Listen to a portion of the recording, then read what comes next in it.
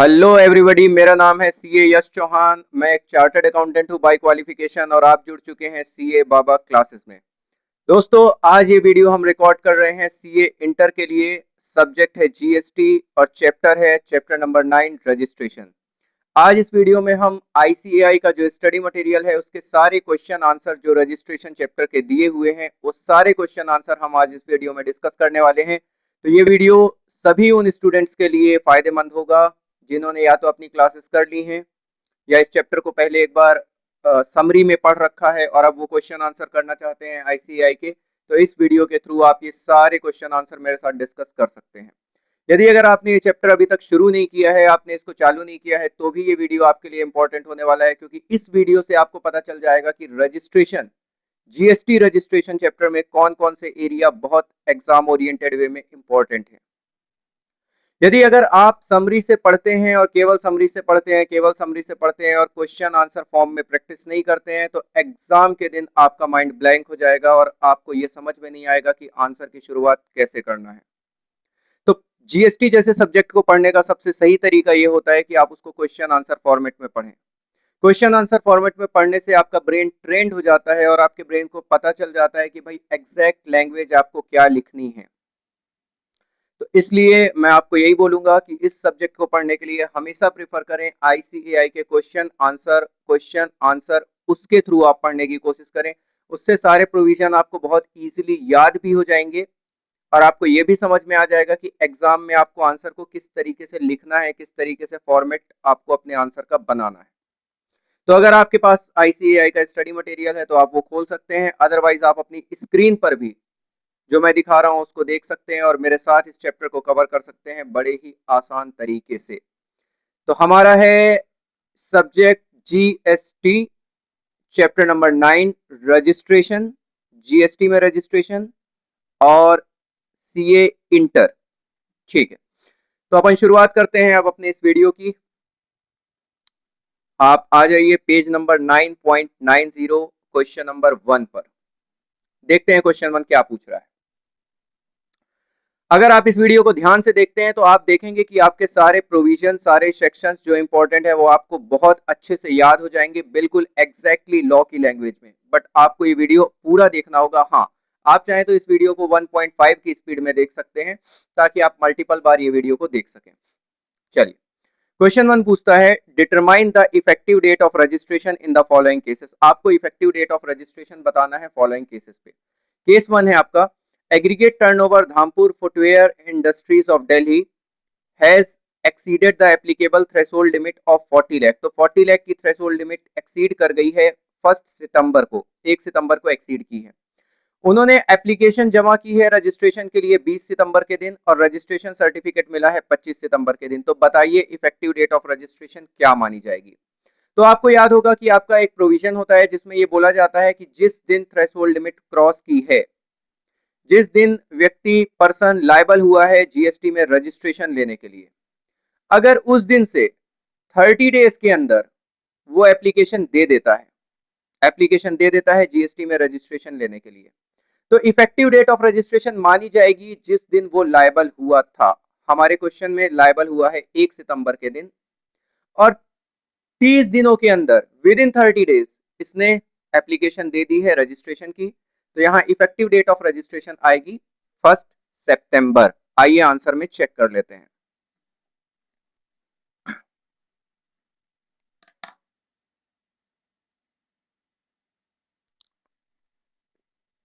देखिए ये आंसर है। इस आंसर को मैं पूरा रीड करूंगा ताकि वो लैंग्वेज आपको याद हो जाए जो एग्जाम में लिखनी है। Every supplier becomes liable to registration if his turnover exceeds the applicable threshold limit of 40 lakh in a financial year. Since in the given question turnover of Dhampur Industries exceeded 40 lakh on 1st September, it became liable to registration on said date. तो 1 सितंबर को ये liable हो गए। Further, since the application for registration has been submitted within 30 days from such date, the registration shall be effective from the date on which the person becomes liable to registration. Therefore, the effective date of registration is 1st September. तो 1 सितंबर इनकी effective date of registration मानी जाएगी। अब question number 1 में जो part B है वो देख लेते हैं। Mehta Tele Services is an architect. तो देखिए मेहता टेली सर्विसेज जो है वो एक आर्किटेक्ट है, मतलब ये सर्विस प्रोवाइडर है, सप्लाई ऑफ सर्विस का केस है लखनऊ में। इनका एग्रीगेट टर्नओवर 20 लाख को क्रॉस करता है 25 अक्टूबर के दिन, और इन्होंने एप्लीकेशन दी है रजिस्ट्रेशन की 27 नवंबर को। तो देखिए 30 डेज के बाद एप्लीकेशन दी है, और रजिस्ट्रेशन सर्टिफिकेट इनको मिला है 5 दिसंबर के दिन। तो यहाँ विद इन 30 डेज तो एप्लीकेशन नहीं गई है, 30 डेज के बाद गई है एप्लीकेशन। जिस दिन वो लायबल हुए वहां से 30 दिन के बाद एप्लीकेशन गई है। तो ऐसे केस में जो इफेक्टिव डेट ऑफ रजिस्ट्रेशन होगी वो कौन सी होगी? जिस दिन इनको सर्टिफिकेट मिला, मतलब 5 दिसंबर इनकी इफेक्टिव डेट ऑफ रजिस्ट्रेशन मानी जाएगी। आइए आंसर में चेक करते हैं। Since in the given case turnover of Mehta Teleservices exceeded the applicable threshold limit of 20 lakh on 25th October, it became liable to registration on said date. Further, since the application for registration has been submitted after 30 days from the date such person become liable to registration, the registration shall be effective from the date of grant of registration. Therefore, effective date of registration is 5th December. तो 5 दिसंबर के दिन ये माना जाएगा effective date of registration. Question number 2 पर चलते हैं। Question 2 आपसे पूछता है, in order to be eligible for grant of registration, अगर आपको जीएसटी में रजिस्ट्रेशन चाहिए तो a person must have a permanent account number issued under the income tax act 1961। तो अगर जीएसटी में रजिस्ट्रेशन कराना है तो पैन नंबर होना आपके पास कंपलसरी होता है। इसका एक एक्सेप्शन है, वो एक्सेप्शन बताइए। तो आपको पता होगा अगर कोई नॉन रेसिडेंट टैक्सेबल पर्सन है तो नॉन रेसिडेंट टैक्सेबल पर्सन को पैन रखना जरूरी नहीं है, क्योंकि वो नॉन रेसिडेंट है जीएसटी में रजिस्ट्रेशन लेने के लिए। उसको अपना एक self attested verified valid passport जमा करना पड़ता है, और उसके एथोराइज्ड सिग्नेचरी का पेन उसको जमा करना पड़ता है जीएसटी रजिस्ट्रेशन लेने के लिए। आइए चेक करते हैं आंसर पे। देखिए, a permanent account number is mandatory to be eligible for grant of registration. Registration लेने के लिए पैन नंबर होना आपके पास कंपलसरी है।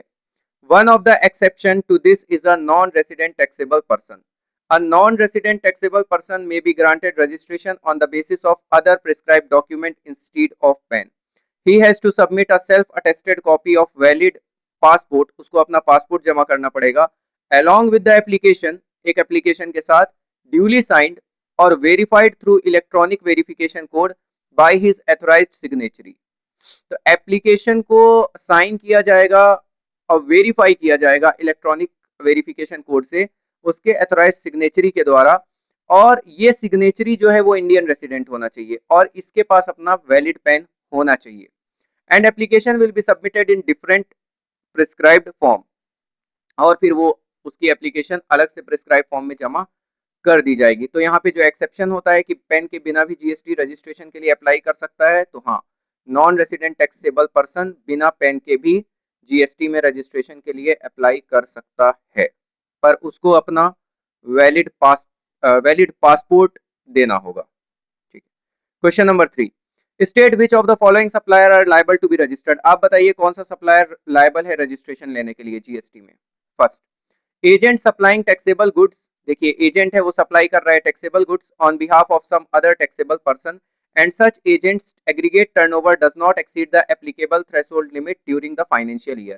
Invoices are issued to customer in the name of agent.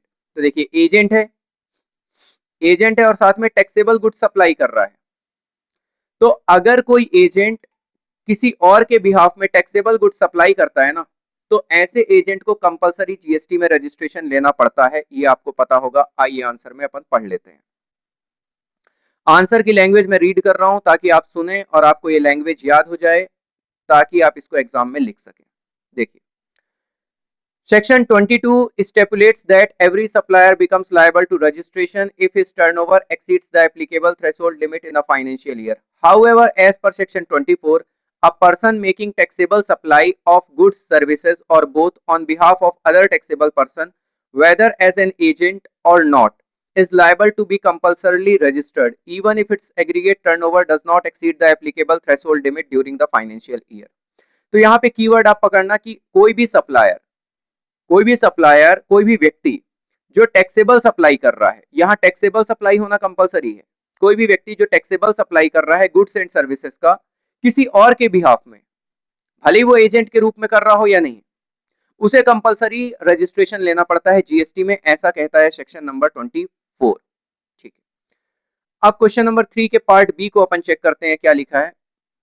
N agriculturalist, ये खेती करते हैं, एग्रीकल्चरलिस्ट हैं, who is engaged exclusively in supply of produce out of cultivation of land. तो ये क्या करते हैं, जमीन से कल्टीवेशन करने के बाद उस प्रोड्यूस को बेचते हैं और इनका एग्रीगेट टर्नओवर एक्सीड कर जाता है थ्रेशोल्ड लिमिट को फाइनेंशियल ईयर में। आप ध्यान दीजिएगा, ये प्रोड्यूस को बेच रहे हैं जमीन से कल्टीवेशन के तुरंत बाद, कोई फर्दर सेकेंडरी प्रोसेसिंग नहीं हो रही है। तो क्या ऐसे एग्रीकल्चरलिस्ट को जीएसटी में रजिस्ट्रेशन लेना है? नहीं लेना। इसके लिए सेक्शन नंबर 23 है, आइए देखते हैं। As per section 23, an agriculturalist who is engaged exclusively in supply of produce out of cultivation of land is not required to obtain registration even if his turnover exceeded the applicable threshold for registration. तो ऐसे agriculturalist को GST में registration लेने की कोई आवश्यकता नहीं है। क्वेश्चन नंबर 4 चेक कीजिए। Pure Oils Delhi has supplied machine oil and high speed diesel in the month of April as per the detail given in the table below. तो Pure Oil Delhi बेस्ड कोई company है, ये machine oil और high speed diesel दो चीजों को supply कर रही है अप्रैल के महीने में। Pure oil is not yet registered, और अभी तक ये रजिस्टर्ड नहीं है। तो देखिए, supply of machine oil Delhi में इन्होंने सप्लाई किया है 15 लाख का मशीन ऑयल, और हाई स्पीड डीजल इन्होंने 10 लाख का सप्लाई किया है। Supply of machine oil made in Punjab by pure oil from its branch, और इनकी ब्रांच जो कि पंजाब में लोकेटेड है उसने सप्लाई किया है मशीन ऑयल 10 लाख का। तो टोटल अगर देखा जाए तो इनका एग्रीगेट टर्नओवर हो रहा है 35 लाख का। एग्रीगेट टर्नओवर में क्या क्या आता है? एग्रीगेट टर्नओवर में taxable supply, non taxable supply, exempt supply, inter state supply, सारी टाइप की सप्लाई आ जाती है। तो एग्रीगेट टर्नओवर इनका हो रहा है 35 लाख। ठीक है, और ये क्या सप्लाई कर रहे हैं? विद इन स्टेट ये सप्लाई कर रहे हैं ऑयल, केवल गुड्स। तो इनको 40 लाख का थ्रेशोल्ड मिलेगा, जो कि थ्रेशोल्ड क्रॉस नहीं हो रहा है, तो यहाँ पे ये लायबल नहीं होंगे रजिस्ट्रेशन के लिए प्योर ऑयल्स। आइए चेक करते हैं। As per section 22, read with notification number 10, a supplier is liable to be registered. एक सप्लायर को रजिस्ट्रेशन लेना होगा स्टेट में या यूनियन टेरिटरी में, from where he makes a taxable supply of goods or services if his aggregate turnover in a financial year exceeds threshold limit. The threshold for a person making exclusively intra-state taxable supply, अगर वो केवल within the state intra-state taxable supply करता है goods का, तो threshold क्या है? 10 लाख का थ्रेशोल्ड है मणिपुर, त्रिपुरा, मिजोरम और नागालैंड में। 20 लाख का है अरुणाचल प्रदेश, मेघालय, पौंडीचेरी, सिक्किम, तेलंगाना और उत्तराखंड में। और ये लिमिट 40 लाख की हो जाती है इंडिया के बाकी राज्यों में। ठीक है, except person engaged in making supplies of ice cream and other edible oils, whether or not containing coca, pan masala, tobacco, manufactured tobacco substitute, fly ash bricks, fly ash aggregates, fly ash blocks, bricks of fossil meals or similar siliceous earth, building bricks, earthen और roofing tiles। तो अगर ये वाले product आप बेच रहे हैं तो आपको 40 लाख की लिमिट नहीं मिलेगी, आपको 20 लाख में ही रेस्ट्रिक्ट कर दिया जाएगा। ठीक है, the threshold limit for a person making exclusively taxable supply of service, लेकिन अगर आप सप्लाई ऑफ सर्विस कर रहे हैं या supply of goods and service दोनों कर रहे हैं तो 40 लाख की लिमिट नहीं मिलेगी। 40 लाख की लिमिट आपको तभी मिलेगी रजिस्ट्रेशन के लिए जब केवल और केवल आप गुड्स का सप्लाई कर रहे हैं, वो भी intra state, with in the state. ठीक है, तो अगर आप सप्लाई ऑफ सर्विस कर रहे हैं या गुड्स एंड सर्विस दोनों की कर रहे हैं तो 10 लाख की लिमिट होगी आपकी मिजोरम, त्रिपुरा, मणिपुर, नागालैंड में, और 20 लाख की होगी रेस्ट ऑफ इंडिया में। एग्रीगेट टर्नओवर में हम क्या क्या जोड़ेंगे? एग्रीगेट टर्नओवर में हम कंसीडर करेंगे all taxable supplies, all exempt supply, export of goods and services और inter state supply of person having the same PAN. The above aggregate turnover is computed on all India basis. Further, the aggregate turnover exclude aggregate turnover में हम central tax, state tax, union territory tax, integrated tax को नहीं जोड़ेंगे. Moreover, the value of inward supply on which tax is payable under reverse charge is not taken into account for calculation of aggregate turnover. ये point मैं समझा देता हूँ। यदि अगर आपने कोई इनवर्ड सप्लाई लिया है, कोई परचेज लिया है जिसमें आपको रिवर्स चार्ज में खुद जीएसटी पे करना पड़ा है, तो वो इनवर्ट सप्लाई को भी हम एग्रीगेट टर्नओवर नहीं मानेंगे, क्योंकि मानना भी नहीं चाहिए, क्योंकि वो तो हमारा परचेज है। ठीक है। Section 9 subsection 2 provides that CGST is not leviable on 5 petroleum product, petroleum crude, motor spirit, high speed diesel, natural gas and aviation turbine fuel. तो जीएसटी नहीं लगेगा पेट्रोलियम क्रूड पर, मोटर स्पिरिट पर, हाई स्पीड डीजल पर, natural gas पर और aviation turbine fuel पर। Section 247 exempt supply includes non-taxable supply. Thus, speed supply of high-speed diesel in Delhi, being a non-taxable supply, is a exempt supply and is therefore included while computing aggregate turnover. तो aggregate turnover को निकालने में तो exempt supply को consider करेंगे। In the backdrop of above mentioned discussion, the aggregate turnover of pure oil for the month of April is computed as under. तो aggregate turnover कितना हो जाएगा? एक तो इन्होंने मशीन ऑयल बेचा है दिल्ली में 15 लाख का, हाई स्पीड डीजल बेचा है दिल्ली में 10 लाख का, और पंजाब में इन्होंने मशीन ऑयल बेचा है 10 लाख का, तो 35 लाख का।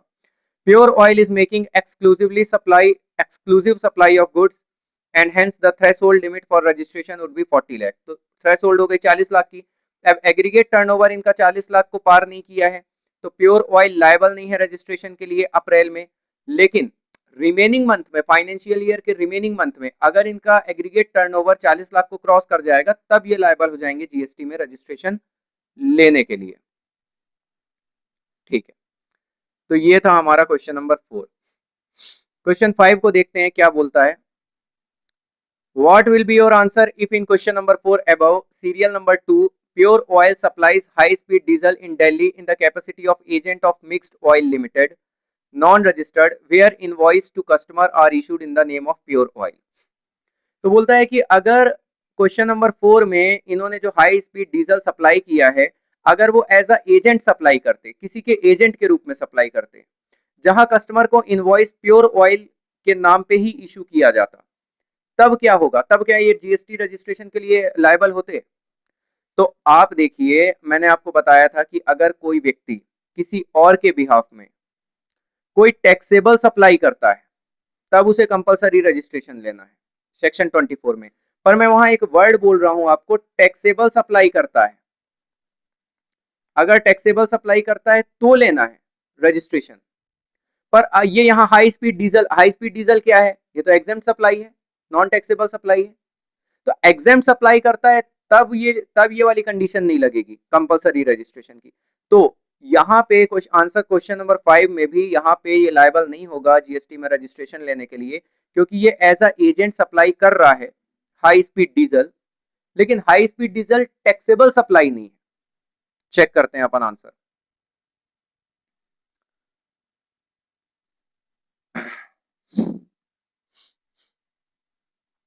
In case of pure oil makes supply in capacity of agent of mixed oil limited, section 24 provides that an agent who is engaged in making taxable supply of goods on behalf of other taxable person shall be liable to obtain registration irrespective of threshold limit. However, in the present case, if Pure Oil supply high speed diesel on behalf of Mixed Oil Limited in Delhi as its agent, where invoices to customer are issued in the name of Pure Oil, it shall still not be liable to obtain registration. अभी भी उनको registration लेने की आवश्यकता नहीं है। क्यों?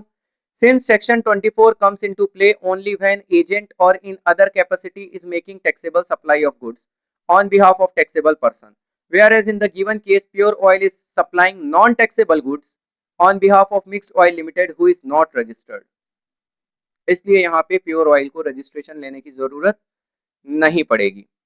Question number 6 पे आते हैं। अब क्वेश्चन 6 क्या कहता है? Examine whether the supplier of goods is liable to get registered in the following independent cases. आपको बताना है क्या सप्लायर ऑफ गुड्स जो है वो लायबल है जीएसटी रजिस्ट्रेशन के लिए। तो देखिए यहाँ बोला है सप्लायर ऑफ गुड्स, तो केवल और केवल गुड्स बेच रहे हैं ये, ठीक है, ओके। राघव जो आसाम के हैं वो एक्सक्लूसिवली इंगेज्ड हैं इन intra state taxable supply of readymade garments. तो ये विद इन द स्टेट बेच रहे हैं, इंट्रा स्टेट लिख दिया, गारमेंट्स बेच रहे हैं जो कि गुड्स है। His turnover in current financial year from Assam showroom is 33 lakh. तो इनका टर्नओवर कितना है? 33 लाख। इनका दूसरा शोरूम है त्रिपुरा में, और त्रिपुरा में जो टर्नओवर है वो 11 लाख है। त्रिपुरा में जो टर्नओवर है वो 11 लाख का है। तो आपको याद होगा थ्रेशोल्ड लिमिट में मैंने बताया था कि अगर स्टेट है मणिपुर, मिजोरम, त्रिपुरा या नागालैंड, तो 10 लाख की लिमिट है। और यहां तो 10 लाख क्रॉस हो रहा है ऐसे भी टोटल में देखो, तो ये तो लायबल होंगे रजिस्ट्रेशन के लिए। चेक करते हैं आंसर।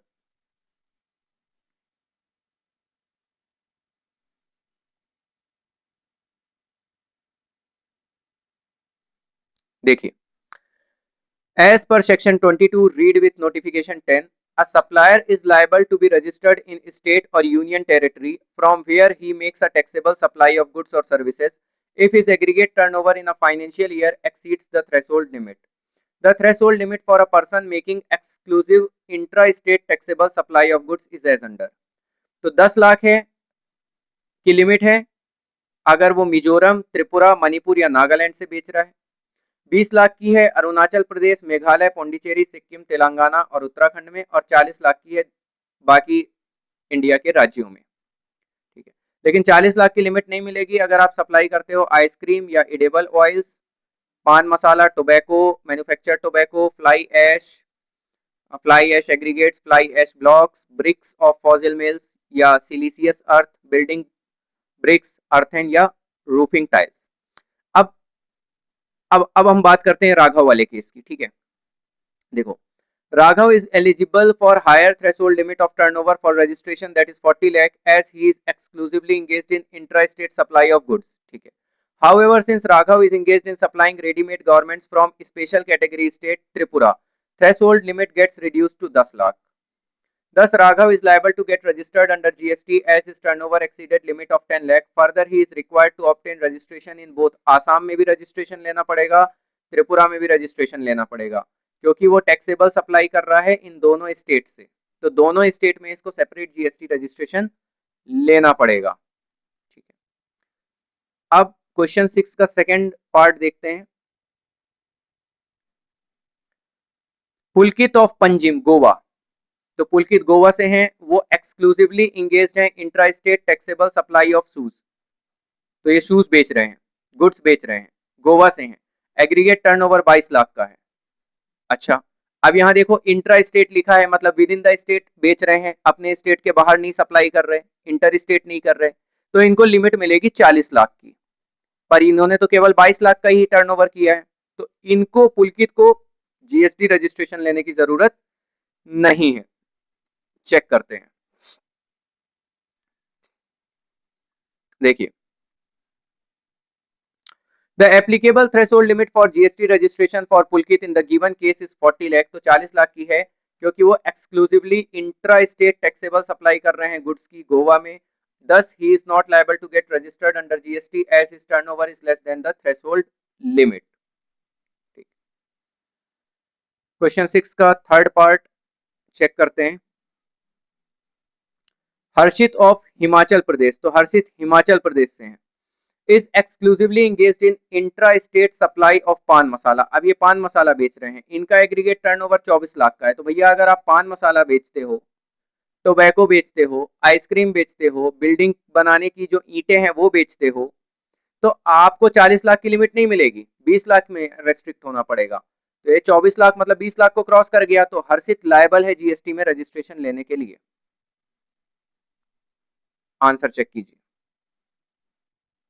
देखिए, Harshit being exclusively engaged in supply of pan masala is not eligible for higher threshold limit of 40 lakh. The applicable threshold limit for registration in this case is 20 lakh. तो यहाँ 20 लाख की limit मिलेगी और हर्षित liable होगा GST registration लेने के लिए। अब आते हैं क्वेश्चन नंबर 7 पर, देखिए, examine whether the supplier is liable to get registered in the following independent cases. ठीक है, अंकित हैं आसाम से, वो एक्सक्लूसिवली इंगेज्ड हैं इन intra state supply of taxable services. तो यहाँ तो सर्विस सप्लाई कर रहे हैं, आसाम से हैं, aggregate turnover current financial year का 25 लाख है। तो भाई आप सर्विस सप्लाई कर रहे हो, गुड्स नहीं कर रहे हो, तो सर्विस के केस में 20 लाख की है लिमिट और आपका 25 लाख है अंकित का, तो अंकित लायबल होगा जीएसटी में रजिस्ट्रेशन लेने के लिए। देखिए 7 का आंसर,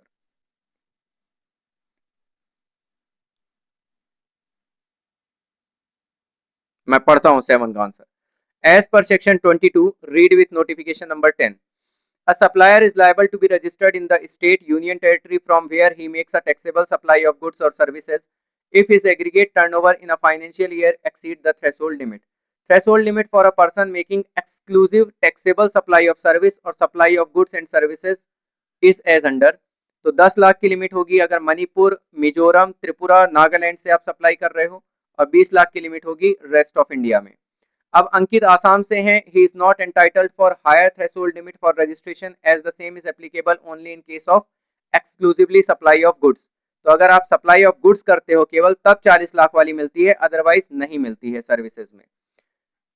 ठीक है। Thus, applicable threshold limit for registration in this case is 20 lakh and hence Ankit is liable to get registered under GST. ठीक है। अब क्वेश्चन 7 का सेकंड पार्ट क्या पूछता है, चेक करते हैं। संचित of Assam is engaged in intra state supply of both taxable goods and service. अब ये गुड्स एंड सर्विस दोनों सप्लाई कर रहे हैं, तो इनकी भी जो थ्रेशोल्ड लिमिट होगी वो 20 लाख होगी। एग्रीगेट टर्नओवर इसका कितना है, 30 लाख है, 20 लाख की लिमिट है, तो ये भी लायबल होगा जीएसटी में रजिस्ट्रेशन लेने के लिए। ठीक है। क्वेश्चन नंबर 8 पे आते हैं। What are the advantages of taking registration in GST. तो जीएसटी में रजिस्ट्रेशन लेने के क्या क्या एडवांटेजेस हो सकते हैं, देखिए क्या क्या एडवांटेज हो सकते हैं। आइए, registration will confer following advantages to the business. क्या क्या एडवांटेज होंगे। पहला, legally recognized as supplier of goods and services, वो लीगली रिकॉग्नाइज हो जाएगा गुड्स एंड सर्विसेज के सप्लायर के रूप में। Proper accounting of taxes paid on the input goods और services which can be utilized for payment of GST due on supply of goods और services और बोथ बाय द बिजनेस। तो क्या होगा, जो उसने टैक्स पेड किया है, इनपुट टैक्स पे किया है गुड्स और सर्विसेज में, तो उसको वो एज अ आईटीसी क्लेम कर पाएगा। Third, legally authorise to collect tax from his purchaser, purchaser से टैक्स कलेक्ट कर पाएगा और सामने वाले परचेजर को आईटीसी का बेनिफिट दिला पाएगा। And pass on the credit of tax paid on the goods और सर्विसेज सप्लाइड टू परचेजर और recipient. Become eligible to avail various other benefit and privileges rendered under GST law. ठीक है। अब आते हैं क्वेश्चन नंबर 9 पे।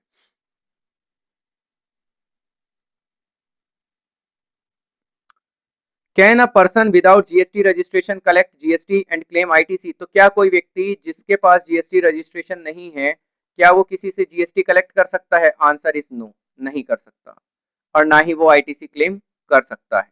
तो इसका आंसर है सीधा सीधा no. Question 10, if a person is making taxable supply from different state with the same PAN number can he operate with a single registration. फिर से पढ़ते हैं। If a person is making taxable supply from different state, अलग अलग state से वो supply कर रहा है, सेम पेन है, तो क्या वो सिंगल रजिस्ट्रेशन से काम चला सकता है। नहीं, उसको अलग अलग स्टेट में सेपरेट रजिस्ट्रेशन लेना पड़ेगा। क्वेश्चन नंबर 10 है, आंसर चेक करते हैं। देखिए,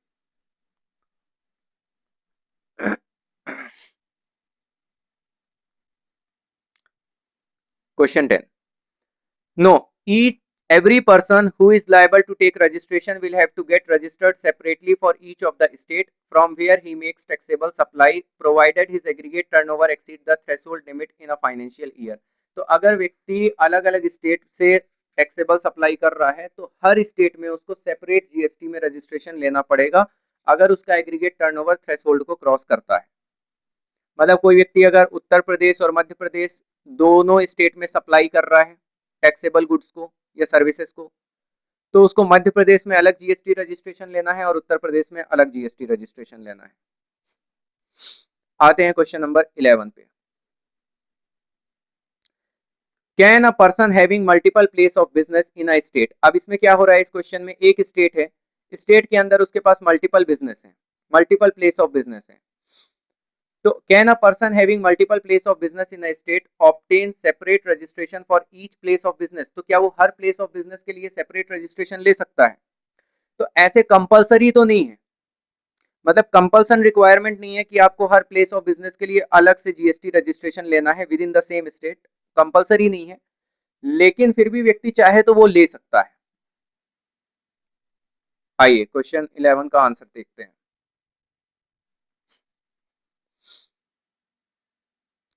Yes, in terms of proviso to subsection 2 of section 25, a person having multiple place of business in a state may obtain a separate registration for each place of business subject to condition as may be prescribed. तो ऐसे compulsory नहीं है, but वो चाहे तो ले सकता है सब्जेक्ट टू कंडीशन। अब आते हैं क्वेश्चन 12 पर। Is there a provision for a person to get himself voluntarily registered though he may not be liable to pay GST? क्या कोई ऐसा प्रोविजन है जीएसटी में कि कोई व्यक्ति वॉलंटरली रजिस्ट्रेशन ले सके? हाँ बिल्कुल, वॉलंटरी बेसिस पे आप रजिस्ट्रेशन ले सकते हैं, ऐसा प्रोविजन है। वॉलंटरली रजिस्ट्रेशन लेने का प्रोविजन जीएसटी में है। आइए क्वेश्चन 12 का answer. Yes, in terms of section 25, a person though not liable to be registered under section 22 or 24 may get himself registered voluntarily, वो voluntarily basis पे registration ले सकता है। And all provision of GST law are applicable to a registered person shall apply to such person, और ऐसे व्यक्ति पर GST के सारे प्रोविजन अप्लाई हो जाएंगे।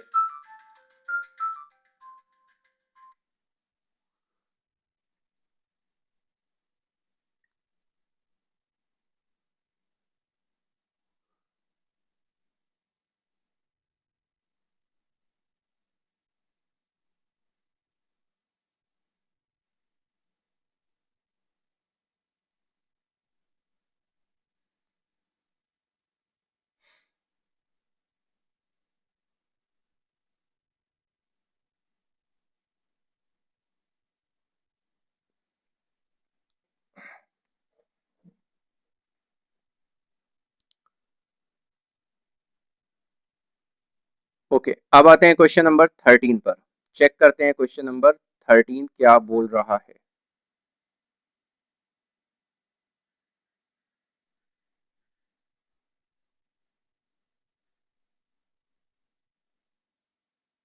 देखिए, can a department through the proper officer suo motu proceed to register a person under GST? क्या डिपार्टमेंट प्रॉपर ऑफिसर के थ्रू सीयू मोटो किसी पर्सन को जीएसटी में रजिस्टर कर सकता है? बिल्कुल कर सकता है। कैसे, देखते हैं। Yes, in terms of section 25, where a person who is liable to be registered, अगर कोई व्यक्ति लायबल है रजिस्ट्रेशन के लिए जीएसटी लॉ में, वो ऑप्टेन नहीं करता है रजिस्ट्रेशन, तो proper officer may without prejudice to any action which may be taken under CGST act और under any other law for the time being in force, proceed to register such person in the manner as may be prescribed in the CGST rule। तो CGST rule के हिसाब से proper officer उसको GST में register कर सकता है। हम बढ़ते हैं क्वेश्चन नंबर 14 में। Whether the registration granted to any person is permanent? क्या अगर किसी को जीएसटी रजिस्ट्रेशन ग्रांट हो गया है तो परमानेंट है? हाँ परमानेंट है, जब तक उसको कैंसिल ना किया जाए, सरेंडर ना किया जाए, तब तक वो परमानेंट है। मतलब जीएसटी रजिस्ट्रेशन एक बार लिया तो इसका मतलब ये नहीं है बार बार लेना है, एक बार ले लिया ठीक है, परमानेंट है जीएसटी रजिस्ट्रेशन, जब तक उसको कैंसिल ना किया जाए या सरेंडर ना किया जाए। देखिए, yes the registration certificate once granted is permanent unless surrender, जब तक उसे सरेंडर नहीं किया, कैंसिल नहीं किया या सस्पेंड नहीं किया, जीएसटी रजिस्ट्रेशन परमानेंट माना जाता है। Question 15, is it necessary for the UN bodies to get registration under GST? क्या यूएन बॉडीज के लिए कंपलसरी है जीएसटी में रजिस्ट्रेशन लेने के लिए? नहीं, जीएसटी में रजिस्ट्रेशन लेने के लिए क्या कंपलसरी है? देखते हैं, आइए। तो इसको डील करता है section 25 subsection 9। All notified UN bodies, consulate, embassy of foreign countries and any other class of person as may be notified would be required to obtain a unique identification number from the GST portal। तो उनको GST में registration तो नहीं लेना, but unique identification number लेना है GST portal में। The structure of the said ID would be uniform across the state in conformity with GST structure and the same will be common for the center and the states. This UIN will be needed for claiming refund of taxes paid on notified supply of goods or services received by them and for any other purpose as may be notified। तो भाई simple सी बात है, UN bodies जो हैं, embassy हैं, consulate जो हैं, उनको यूआईएन यूनिक आइडेंटिफिकेशन नंबर लेना है जीएसटी पोर्टल से।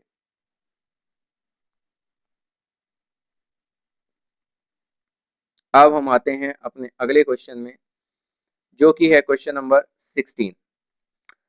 What is the responsibility of taxable person making supplies to UN bodies? अगर कोई टैक्सेबल पर्सन यूएन बॉडीज को सप्लाई कर रहा है तो ऐसे टैक्सेबल पर्सन की क्या क्या रिस्पॉन्सिबिलिटीज होती है, क्या क्या जिम्मेदारियां होती हैं, क्या क्या जिम्मेदारियां होती हैं? ये है आपका क्वेश्चन नंबर 16। ठीक है। The taxable supplier making supply to UN bodies is expected to mention the UIN on the invoices and treat such supplier as if supplies are made to another registered person. तो जो taxable supplier supply कर रहा है UN bodies को, उसको क्या करना है, इनवॉइस पर UIN number, unique identification number mention करना है, और ऐसी सप्लाई को उसे ऐसे ट्रीट करना है कि उसने किसी दूसरे रजिस्टर्ड पर्सन को सप्लाई किया है। बस ये दो जिम्मेदारियां हैं। इनवॉइस पे यूआईएन नंबर कोट करो, और आपने यूएन बॉडीज को जो सप्लाई किया है तो उस सप्लाई को ऐसा मानो कि आपने किसी दूसरे रजिस्टर्ड पर्सन को सप्लाई किया है। हम आते हैं क्वेश्चन नंबर 17 पर। What is the validity period of the registration certificate issued to a casual taxable person and non-resident taxable person? तो भैया अगर रजिस्ट्रेशन सर्टिफिकेट दिया गया है कैजुअल टैक्सेबल पर्सन सीटीपी या non resident taxable person NRTP को, तो ये जो रजिस्ट्रेशन है इसकी वैलिडिटी कितनी होगी? ठीक। तो सेक्शन 27 बोलता है the certificate of registration issued to casual taxable person और a non resident taxable person shall be valid for a period specified in the application for registration or 90 days from the effective date of registration, whichever is earlier. तो maximum 90 days की validity होती है casual taxable person या non resident taxable person को जो GST में registration मिला है उस सर्टिफिकेट की, या तो 90 डेज, या एप्लीकेशन में जो पीरियड मेंशन है जीएसटी रजिस्ट्रेशन में के लिए जो एप्लीकेशन दी है उस एप्लीकेशन में जो पीरियड मेंशनड है, या 90 days, which ever is earlier. However, proper officer at the request of the said taxable person may extend the validity of the above aforesaid period of 90 days by a further period not exceeding 90 days. लेकिन proper officer इस 90 days के period को further 90 days तक extend कर सकता है। लेकिन आपको याद रखना है कि कैजुअल टैक्सेबल पर्सन को जो जीएसटी रजिस्ट्रेशन सर्टिफिकेट इशू हुआ है या एनआरटीपी को जो सर्टिफिकेट इशू हुआ है रजिस्ट्रेशन का, उसकी वैलिडिटी 90 डेज होती है, या फिर एप्लीकेशन में जो पीरियड मेंशन है विच एवर इज अर्लियर, दोनों में से जो पहले आए। ठीक है। लेकिन प्रॉपर ऑफिसर इस पीरियड को एक्सटेंड कर सकता है फर्दर 90 डेज तक। आइए question number 18। What happens when the registration is obtained by means of willful misstatement, fraud और suppression of fact? क्या होगा यदि अगर आपने जीएसटी में रजिस्ट्रेशन ले लिया विलफुल मिस स्टेटमेंट करके, फ्रॉड करके, या फैक्ट को छुपा के? सप्रेशन ऑफ फैक्ट का मतलब होता है फैक्ट को छुपा के। क्या होगा अगर आपने इस तरीके से जीएसटी रजिस्ट्रेशन ले लिया? सिंपल सी बात है, आपका जीएसटी रजिस्ट्रेशन कैंसिल हो जाएगा। In such case, the registration may be cancelled from such date, including any retrospective date, as may deem fit by the proper officer. आपका जीएसटी रजिस्ट्रेशन कैंसल हो जाएगा। Question number 19। Is there an option to take centralized registration for the services under GST law? क्या कोई option है centralised registration लेने का services के लिए जीएसटी लॉ में? सेंट्रलाइज्ड रजिस्ट्रेशन ऐसे तो कोई ऑप्शन नहीं है, देख लेते हैं। No, the taxpayer has to take separate registration in every state from where he make a taxable supply of service. हाँ, तो जहां जिस स्टेट से ये सप्लाई करेगा ना, तो उस स्टेट में इसको सेपरेट रजिस्ट्रेशन लेना पड़ेगा। सेंट्रलाइज्ड रजिस्ट्रेशन की कोई स्कीम तो जीएसटी में अभी तक नहीं है।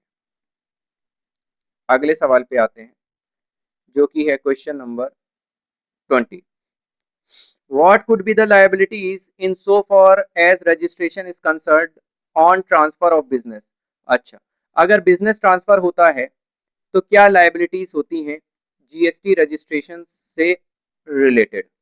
बिजनेस ट्रांसफर हुआ, क्या लायबिलिटी होगी? आइए देखते हैं। द ट्रांसफरी, जिसको ट्रांसफर हुआ है, ट्रांसफरी मतलब रिसीवर, और the successor shall be liable to be registered with effect from the date of such transfer or succession, and he will have to obtain a fresh registration with effect from the date of such transfer succession. तो अगर business transfer हुआ है तो जिस दिन transfer हुआ है उस दिन जो ट्रांसफरी है या सक्सेसर है वो लायबल होगा रजिस्टर करने के लिए, जीएसटी में रजिस्टर करने के लिए, और उसे फ्रेश रजिस्ट्रेशन लेना पड़ेगा, उसे फ्रेश रजिस्ट्रेशन लेना पड़ेगा, मतलब नया रजिस्ट्रेशन लेना पड़ेगा। ठीक है। Question number 21, at the time of registration will the assessee have to declare all his place of business? क्या उसको सारे प्लेस ऑफ बिजनेस डिक्लेयर करने पड़ेंगे रजिस्ट्रेशन के समय?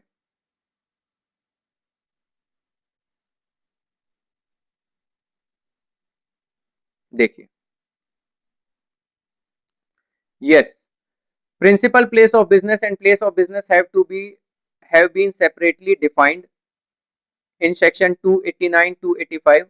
The taxpayer will have to declare the principal place of business as well as the detail of additional place of business in the registration form. तो supplier को, taxpayer को principal place of business भी declare करना है और additional place of business है वो भी डिक्लेयर करना कंपलसरी है। अब आते हैं अपन चैप्टर नंबर 9 के लास्ट क्वेश्चन, क्वेश्चन नंबर 22 में। Does cancellation of registration impose any tax obligation on the person whose registration is cancelled? क्या अगर कोई जीएसटी रजिस्ट्रेशन कैंसिल कराता है तो क्या कोई टैक्स ऑब्लिगेशन आएगा उसके ऊपर जो जीएसटी रजिस्ट्रेशन कैंसिल करा रहा है? क्या टैक्स ऑब्लिगेशन आएगा? आ सकता है। यस, देखिए, yes, as per section 29 subsection 3 the cancellation of registration under this section shall not affect the liability of the person to pay tax or and other dues under this act or to discharge any obligation under this act or rules made thereunder for any period prior to the date of cancellation, whether or not such tax and other dues are determined before or after the date of cancellation.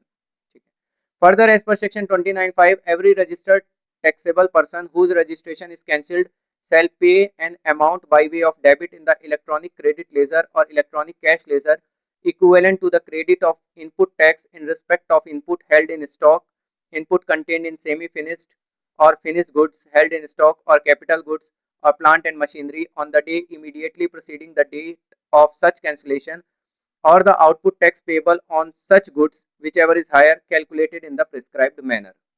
तो conclusive point में मैं बोलूं तो यदि अगर किसी का GST registration cancel होता है तो जिस दिन उसका जीएसटी रजिस्ट्रेशन कैंसिल हुआ या उसने कराया तो उस व्यक्ति को टैक्स पे करना होगा या जो अदर ड्यूज हैं वो पे करना होगा। ठीक है, मतलब कैंसिलेशन की डेट पर जो भी उसका टैक्स पे बन रहा है तो वो उसे पे करना पड़ेगा। ठीक है, अब ये क्या बोल रहा है, जो भी रजिस्टर्ड टैक्सेबल पर्सन है जिसका रजिस्ट्रेशन कैंसिल हुआ, ठीक है, उसे पे करना होगा टैक्स, या तो वो अपने इलेक्ट्रॉनिक क्रेडिट लेजर से डेबिट करा ले या कैश लेजर से करा दे।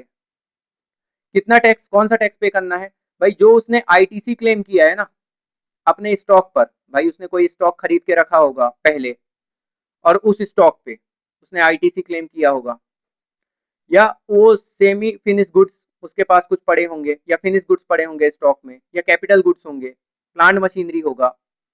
कैंसिलेशन की डेट के एक दिन पहले जो जो ये स्टॉक में पड़ा होगा ना उस पे उसने आईटीसी क्लेम किया होगा, तो वो आईटीसी क्लेम किया है तो वो जो आईटीसी का अमाउंट है वो पे करना होगा, या फिर उन गुड्स पे जो आउटपुट टैक्स बनता है विच एवर इज हायर वो पे करना होगा। आई होप क्लियर है। तो ये हमने कंप्लीट किए चैप्टर नंबर 9 जीएसटी रजिस्ट्रेशन के सारे क्वेश्चंस आईसीएआई के स्टडी मटेरियल से। तो अगर आप मेरे इस वीडियो को बार बार सुनते हैं, बार बार देखते हैं, तो आप ये मानिए इस चैप्टर पे आपकी पूरी ग्रिप हो जाएगी, और जो क्वेश्चन आने वाले हैं वो क्वेश्चन एग्जाम में इसी के इर्द गिर्द घूमेंगे जो आंसर में हमने डिस्कस किया है। तो मेरे वीडियो को आप मल्टीपल टाइम देखिए, बार बार सुनिए, ताकि आपको ये एग्जैक्ट लैंग्वेज याद हो जाए और आपको पता चले कि एग्जाम में आपको क्या लैंग्वेज लिखनी है। मैं आपको फिर बता रहा हूं, यदि अगर आप सिर्फ समरी पढ़ते हैं, किताब से पढ़ते हैं, तो आप शायद एग्जाम में ब्लैंक फील करें माइंड के लेवल पर। आप एग्जाम में तभी कॉन्फिडेंटली आंसर लिख पाएंगे जब आप क्वेश्चन एंड आंसर को बहुत अच्छे से प्रैक्टिस करके जाएंगे। आप लिख के भले मत प्रैक्टिस करो, रीड करो, लेकिन क्वेश्चन आंसर फॉर्मेट में। थैंक यू सो मच, मिलते हैं अगले वीडियो में।